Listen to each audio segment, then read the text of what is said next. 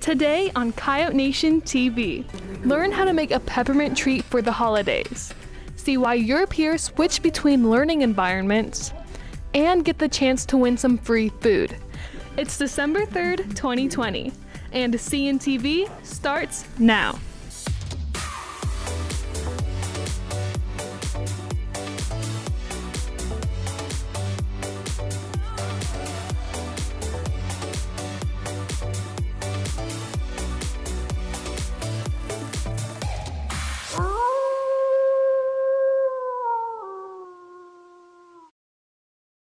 Hey Coyotes, I'm Chassis Samples, and I hope everyone enjoyed their break. Some of you may have visited family or stayed home due to the rising COVID cases. This rising cases may be affecting your decision making in staying face-to-face or virtual. CNTV's Ian Chuda lets us know why other students made the switch. Kind of filled out, so I'm just going to share this with you guys, that way I can kind of talk. As the end of the semester approaches, the rates of COVID cases continue to rise. And because of this, some families are still hesitant to allow their student to go back to in-person learning. Mitra Naka started off the year as a face-to-face student, but his family, like many others, felt a little safer having their student go to a virtual learning environment. My parents thought it would be safer for me to learn at home because of COVID and all, and the cases were rising, and they still didn't feel safe sending me to school for another 9 weeks. On the other hand, Nevin Douglas started off the year virtually and switched to face at the 9 weeks. Everything with Corona, my family was really scared, and we didn't really know exactly how the school was going to take it. But seeing like how they handled everything, you know, they've done such a good job with all those procedures and safety measures that me and my family talked through, and we were like, we think it's a good idea to finally go back to school for the second 9 weeks. Some students believe that their parents may not know the full extent of the COVID safety procedures that are going on at our school. So even wiping down the desks and making sure students are keeping their masks on, keeping my own mask on, while they're different and it's unusual, it's taking a lot to get used to. Everything is beneficial and meaningful, and I know we're creating a safe environment for the school. They're just sanitizing everything, like constantly, even in like basketball, like constant sanitization. Like we have to wear our masks the whole time, and it's just 6 feet apart the whole time. It's just really good precautions, and the teachers, they're just adapting to this change very well, and they're making the best of it. Releasing kids at different times so the hallways don't get cluttered, I thought that was actually a really good idea. Of course, like the one-way thing, so that way there's not a bunch of traffic. I can, like, even just little things like that, I can tell that they're making an effort to make school safe. For some students, it wasn't so much the fear of COVID, but instead a chance for them to learn more independently. I know from my upperclassmen, students that are self-motivated and are very responsible, a lot of them chose virtual. In fact, I had some go back into virtual after face-to-face. They've done very well managing that.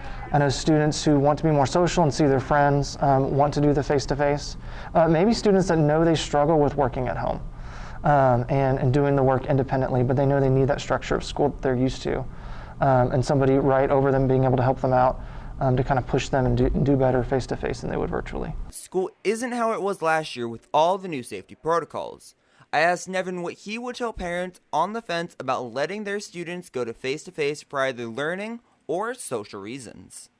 Like in my pre-cal class, if you're close to someone, you have like a huge screen. That way, like if you're talking to them, nothing will happen. We're taking these precautions. The chances of you getting it are going to be a lot lower. But like, of course, you should still be cautious. Just know that if your child is struggling with virtual, just maybe have an open mind about going back to school, because they're really doing the most they can. If you are on the fence on whether or not to switch learning environments and you want more information on what Frisco ISD is doing to limit the spread, go to Frisco ISD's website and click COVID-19 info. I'm Ian Chuda with Coyote Nation TV. Hopefully that was able to help you make your decision in either staying face-to-face or virtual. Now on this edition of Pack Snacks, we'll show you how to make your own delicious DIY treats for the holidays.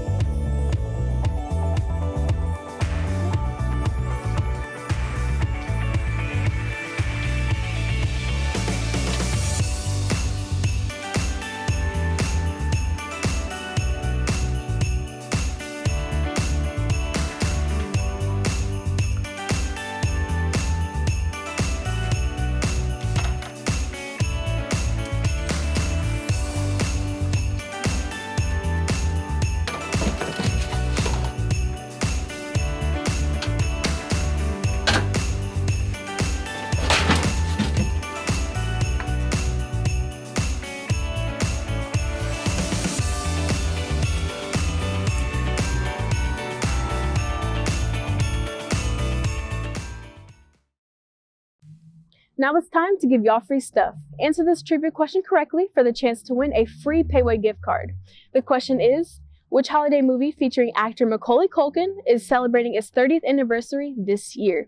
You can answer this question by DMing us on Instagram at Heritage Student Media or on Twitter at Coyote Nation TV. Once again, that question is, which holiday movie featuring Macaulay Culkin is celebrating its 30th anniversary this year? So remember to get those answers to us on Instagram or Twitter.